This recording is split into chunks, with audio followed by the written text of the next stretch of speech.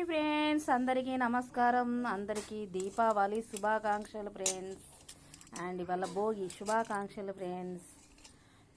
నేను పిండి ప్రమిదలు ప్రిపేర్ చేసుకుంటున్నానండి ఫ్రెండ్స్. ఫస్ట్ అయితే నీళ్ళు కాగబెట్టుకున్నాను. మన రొట్టెకు కదా విప్పినట్టు ఇలా వేడి నీళ్ళు పోసి విప్పాను.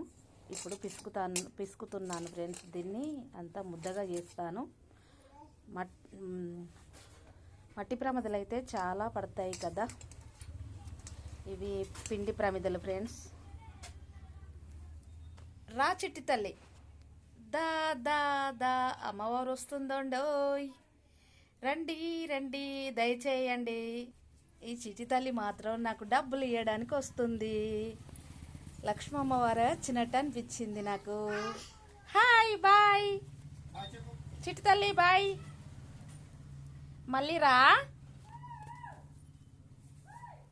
పిండిని మాత్రం ఇట్లా ముద్దగా చాలాసేపు పిసకాలండి. పిసుకుతే మెత్తగా వస్తుంది, పగుళ్ళు రాకుండా. ఇలా వేడి నీళ్ళు పోసి నూనె పోసి పిసికినాం కాబట్టి పగుళ్ళు రాదు అసలు. నూనె కూడా ఇగ్గదు కూడా ఎక్కువ శాతం. ఇలా ఒక్కొక్క చిన్న ముద్దగా తీసుకుని ఎవరికి నచ్చిన విధంగా వాళ్ళు చేసుకోవచ్చు. నాకు మాత్రం టైం లేక ఈ ఆకారంలో చేసుకుంటున్నాను. ఎందుకంటే కూరగాయలకు వస్తున్నారు. నాకు చేతి కింద ఎవరు లేరు, అంటే మా బాబు గిట్ల ఎవరు లేరు. నేను ఒక్కదాన్నే ఉన్నాను కాబట్టి నేను తొందరగా ముగించేస్తున్నాను. ఇవ్వండి పిండి ప్రమిదలు.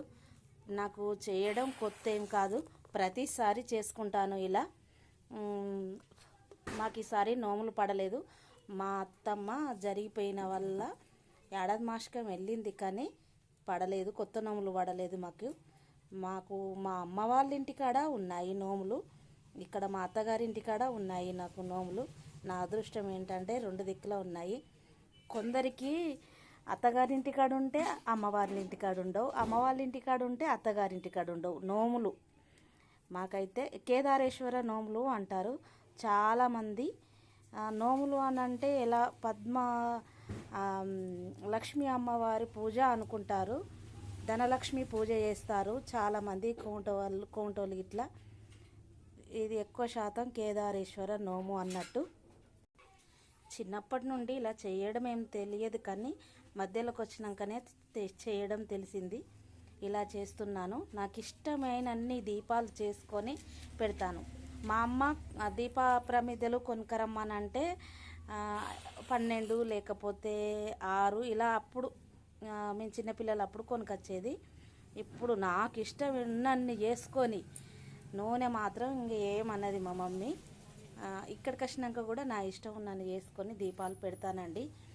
ఇవ్వండి అది పిండి ప్రమిదలు. మీరు ఎప్పుడైనా చేసుకున్నారా? నేనైతే ప్రతిసారి ఇలానే చేస్తాను.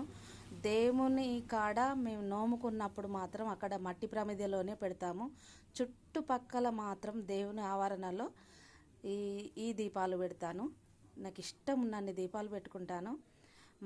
మళ్ళీ ఇందులో నూనె ఒడిసిన కొద్దీ నాకు పక్క పొంటి పిల్లలు ఉంటే వాళ్ళని పోసి రమ్మని చెప్తాను. మీకు ఇలాంటి ఎక్స్పీరియన్స్ ఉందా లేదా, అంటే ఇలాంటి దీపాలు పెడుతున్నారా లేదా? కామెంట్ బాక్స్లో కామెంట్ చేయండి. నచ్చితే చేసుకోండి ఈ పిండి ప్రమిదలు. మరొకసారి దీపావళి శుభాకాంక్షలు అండి. Bye friends. ఎలా ఉన్నాయో కామెంట్ బాక్స్లో కామెంట్ చేయండి.